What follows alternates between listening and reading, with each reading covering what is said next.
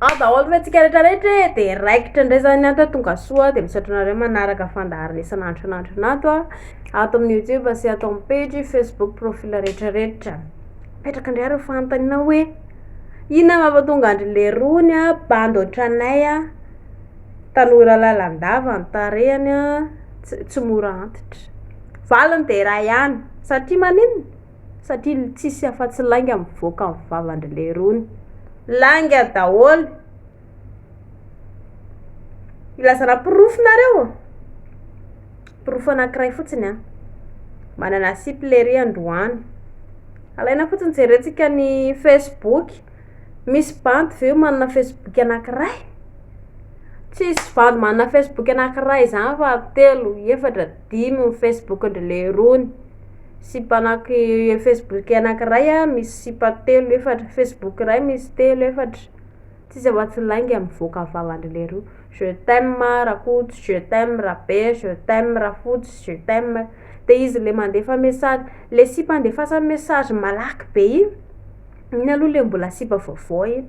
Fa le sipa nefa taloha efa elaela efa andefasa message fa andefasa message miadakadany eo. De zay aza manaiky teny lehilahy zany ry sipa.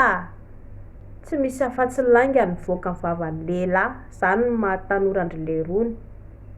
Na de fantatra zao raha vao pirofo zao raha hoe mandainga ry le rony. Na tenendry hoe lainga ingeny ataony lahy. De inona moa izy le mody meza ndreko eketsy. De vita fotsiny de samy miala. Torohevitra ray fotsiny natoroko andry sipa. Melohan'ny fixe ndry an'iny lehilahy iny de mila famibataonty ndry sipa bôsista. Na le sipa bôsista mila mahavita bôsy ndry mianatra tsara, afaka bepsa, afaka baka, manatra université, manana asa tsara de milamina ndry aveo. Fa tsy mody tora je t'aime kitrery, je t'aime be de ndao ilely. Dikiny andry de nendry be ndrindry potika ny avenir. Ndry nefa be voky tsy ilely amindry intsony mpandainky amindry iny. Efa misy sipa anankiray miandry anazy indray ary.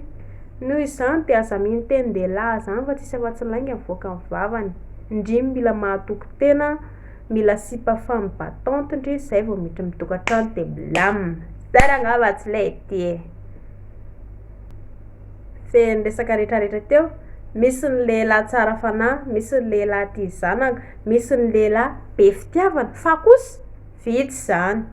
Raha eo anatin'ny 100 misy an'izany sarotra tadiavina ireny lehilahy ireny. Fa ny andry tokony lehilahy de rainy lainga sy toko fitokany mivoaka amin'ny vavany.